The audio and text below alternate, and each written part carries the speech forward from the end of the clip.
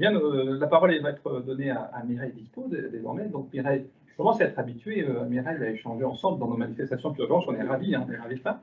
Mireille, vous êtes secrétaire nationale confédérale de la CFE-CGC, en charge de l'égalité des chances, et de la santé au travail. Quelle est la position de la CGC sur les conclusions du rapport HCAM? Et puis, j'aimerais bien que vous disiez un mot sur les coulisses de l'élaboration du rapport. On aime bien les coulisses. Bonjour à toutes, bonjour à tous. Effectivement, je vous remercie pour cette matinée d'échange, mais je vais peut-être répondre à votre question de façon un petit peu détournée, si vous m'y autorisez. Parce qu'effectivement, en France, on a une architecture dite mixte singulière, c'est l'expression qu'on emploie. On a d'un côté les régimes obligatoires, de l'autre côté les régimes complémentaires.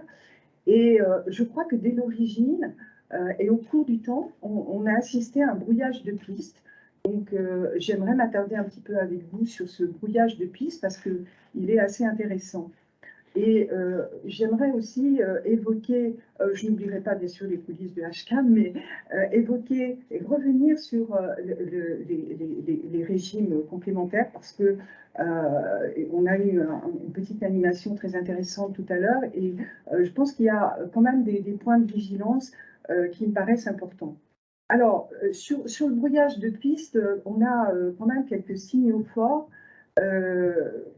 Alexandre nous a très brillamment fait la synthèse du HCAM sur la partie prévoyance. Et effectivement, quand je parle de caractère paradoxal, quand les régimes obligatoires ont été mis en place en 1945, la prévoyance, elle était exit, il n'y en avait pas.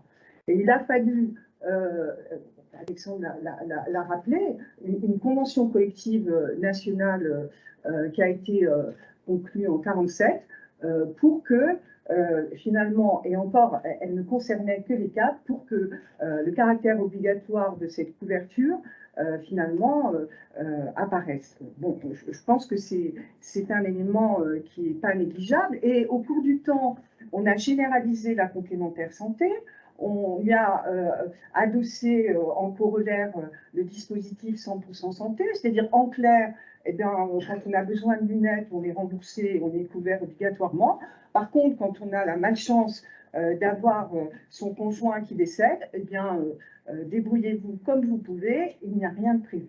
Donc c'est vrai, par rapport à ce rapport, il y a un point sur lequel nous souscrivons totalement, hein, Alexandre l'a rappelé. D'abord, il pointe cette réalité qui est quand même assez extraordinaire. Hein. Depuis 1947, les choses n'ont pas évolué sur ce sujet, alors qu'on parle quand même du décès, de l'invalidité, de l'incapacité. C'est quand même autre chose qu'une paire de lunettes. Et effectivement, le HCAM évoque l'idée dans une proposition transversale de négocier au niveau de la branche et à défaut instaurer une obligation de financement à la charge de l'employeur. Bien sûr que nous retenons tout à fait cette proposition. J'ai entendu que Cyril allait jusqu'à imaginer un ami. Sur ce coup-là, on est complètement en phase.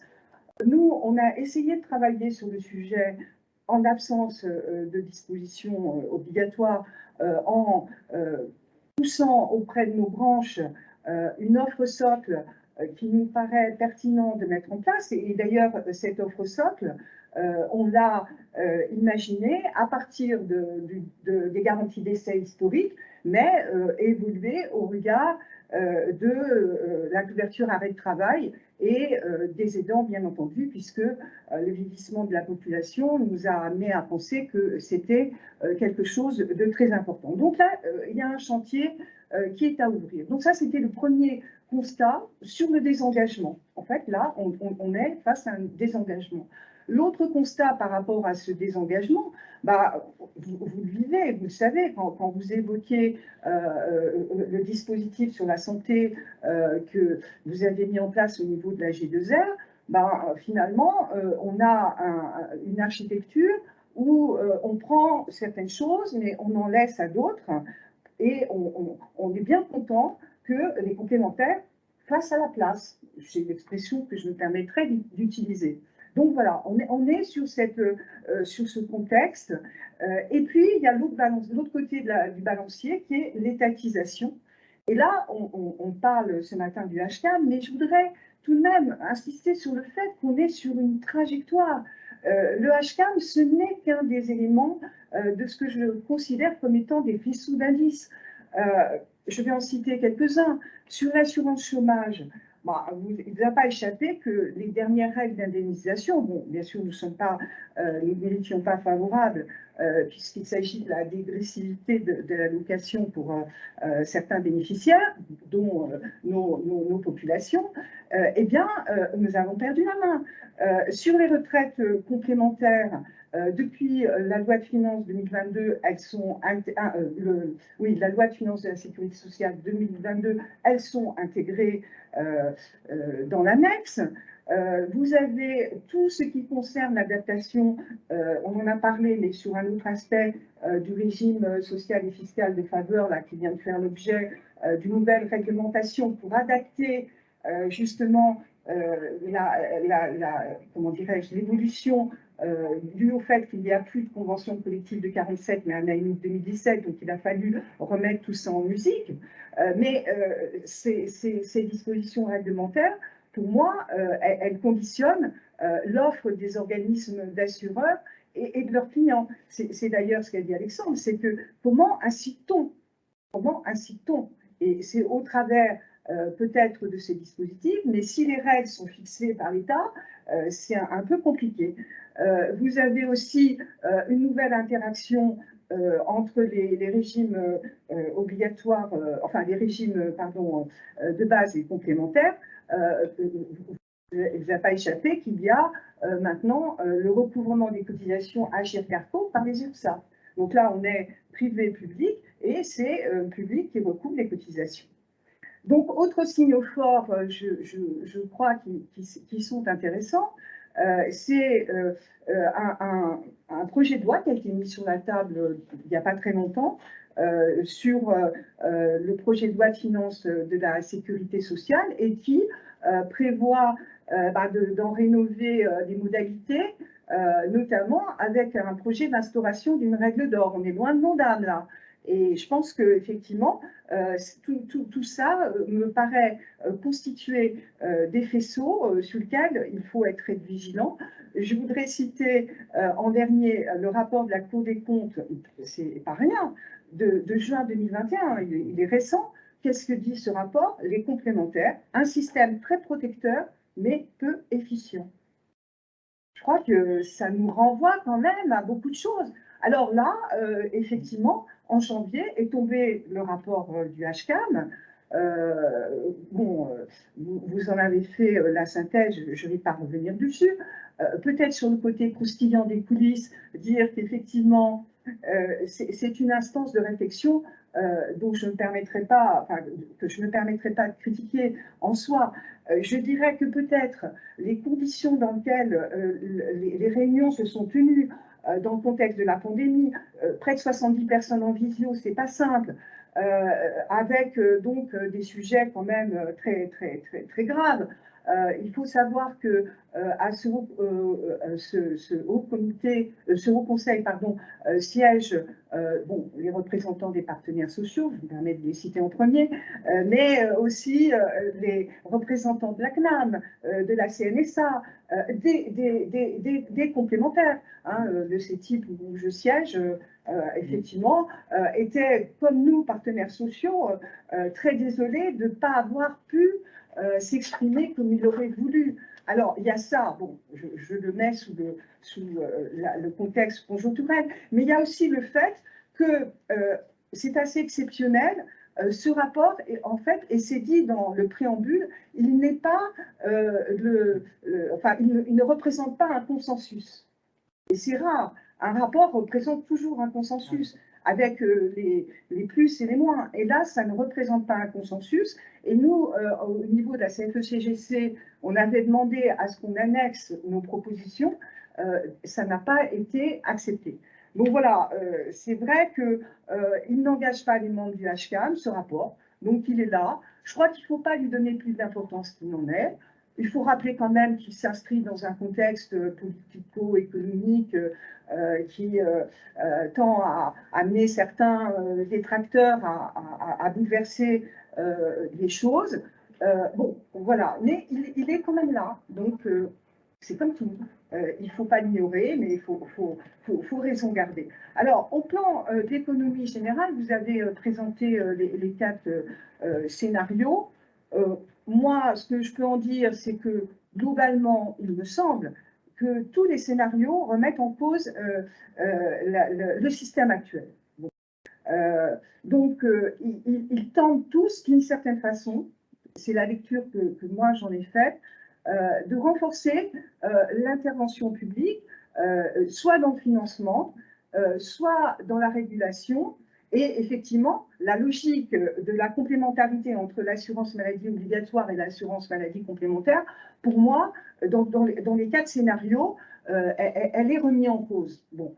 Ce qui nous pose un problème, puisque nous pensons que justement cette dynamique offre un certain nombre d'intérêts, j'y reviendrai tout à l'heure, et on voit bien que sur certains scénarios, eh bien, on cantonne l'assurance maladie complémentaire à un rôle très résiduel, voire inexistant, voire on transforme en surcomplémentaire. Donc, il y a une évolution par rapport à ces propositions qui ne sont pas neutres.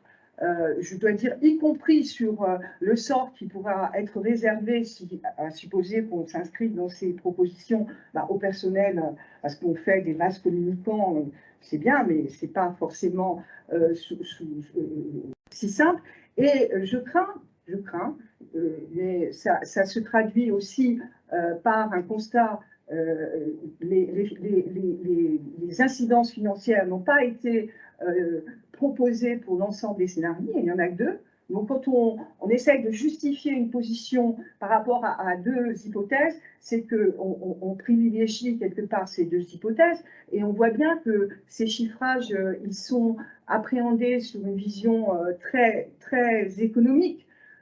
Donc, pour nous, avec un angle qui est très court-termiste, qui est incomplet, qui ne prend pas en compte les besoins qui sont liés au vieillissement de la population, ni le déficit abyssal des dépenses de santé conséquence de la pandémie. C'est inéquitable aussi, je me permets de le dire, pour les classes moyennes, parce que j'ai bien vu que le bouclier, comment dirais-je, sanitaire n'était plus dans les propositions, mais enfin, il a quand même été glissé dans les annexes, ce qui veut dire que, attention, ne l'oublions pas. Et puis, je dis qu'il est aussi incohérent, ce rapport. Il ne vous a pas échappé non plus qu'il y a un accord cadre qui vient d'être signé dernièrement par l'État pour la protection sociale des fonctionnaires, la protection sociale complémentaire des fonctionnaires. Donc, attention, là, on est, je ne vais pas faire de parallèle, mais il n'y a pas longtemps, on était en train de dire qu'il faut unifier les systèmes de retraite. Et quand on parle de la complémentaire santé, on imagine quelque chose d'autre, sachant aussi, pour rebondir sur la prévoyance, que le régime des fonctionnaires est en train de négocier la prévoyance. Alors là, c'est vraiment une belle avancée, et j'espère que ça nous permettra de suivre. Alors, la position de la CFE-CGC par rapport à tout ça, bon, vous l'avez compris, nous sommes tout de même très critiques. Nous, ce que l'on pense important, c'est de conserver, je l'ai déjà un peu indiqué dans mes propos, conserver l'architecture qui est en place en l'améliorant, parce que nous sommes d'accord sur le fait qu'il y a des failles indéniables au système actuel, mais le rapport n'apporte pas des solutions satisfaisantes. je pense qu'il met aussi de la poudre aux yeux, c'est-à-dire, oui, on a beaucoup mis le prisme sur les retraités. Alors bien sûr, on sait bien que les retraités, dans le système actuel, ils ont un dispositif qui ne leur pas du tout favorable, dans la mesure où, lorsqu'ils sortent de l'entreprise, ils ont un maintien sur 3 ans qui d'ailleurs est progressif au niveau de l'évolution des cotisations. Et puis ensuite, bah, arrange-toi comme tu peux. Hein, mais là, on leur dit, bah, presque, on va leur dire, mais vous allez payer beaucoup moins. Mais ce qu'on oublie de leur dire, mais pour avoir quoi en contrepartie? Parce que quand même, il faut se rendre à l'évidence que quand on parle de garantie santé, c'est qu'est-ce que je peux faire quand je suis malade, comment je choisis mon médecin, dans quel hôpital je peux être pris en charge. Et tout ça, le rapport, moi, je ne l'ai pas vu. Moi, je suis à penser pour ce qui est de la solution un peu phare, c'est-à-dire le scénario tout sécurité sociale, qu'on nous propose un système au rabais, qui ne correspond pas aux besoins des assurés. Et puis, ça met à mal toute la synergie que l'on trouve entre AMO et AMC. Et en fait, ça n'est justifié que par des économies d'échelle. Alors, les avantages de ces régimes complémentaires, j'y viens très rapidement. Je vais aider ceux qui nous écoutent à répondre à leur quiz. Hein. Adaptation des garanties, puisque elles sont négociées par les partenaires sociaux dans la branche. Pascal nous a présenté tout à l'heure la branche dont elle est présidente. Et effectivement, les besoins ne sont pas les mêmes selon les risques encourus au regard de l'activité. Et ça constitue pour moi une vraie valeur ajoutée. C'est-à-dire on n'est pas dans une proposition qui est uniforme. Ça répond aussi à l'équité, à la solidarité. Je vais passer vite parce que vous avez eu toutes les indications. Et sur le plan financier, bien sûr, ça répond à tout l'intérêt qu'amène une mutualisation. Je voudrais terminer juste pour illustrer un petit peu ces éléments qui me paraissent très importants. Citer l'enquête qui a été faite, enfin la dernière enquête qui a été faite dernièrement par le CETIP et le CREDOC. Hein, donc c'est toujours intéressant de savoir finalement, nous on est là pour porter certaines positions, mais c'est aussi intéressant de voir comment les salariés, les entreprises considèrent eux les avantages que nous soutenons.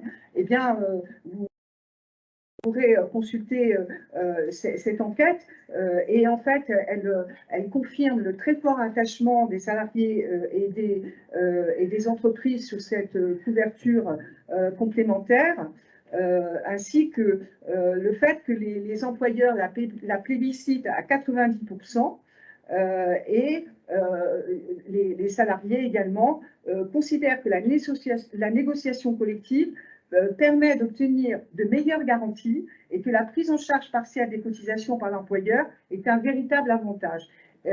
J'ajoute qu'il y a un rapport DRESS aussi qui a été publié dernièrement. Il porte sur l'objet, c'est la situation financière des OCAM. Il constate que le taux de redistribution des cotisations a diminué, mais il constate aussi que les contrats collectifs apparaissent plus avantageux pour les salariés, 85% des cotisations versées en prestations contre 71% en individuel. Voilà, c'était juste pour objectiver les choses. Je crois que vous avez compris mon attachement à ne pas bouleverser cette architecture et à l'améliorer au travers, effectivement, ce que nous pourrions imaginer, un accord pour rendre la prévoyance obligatoire.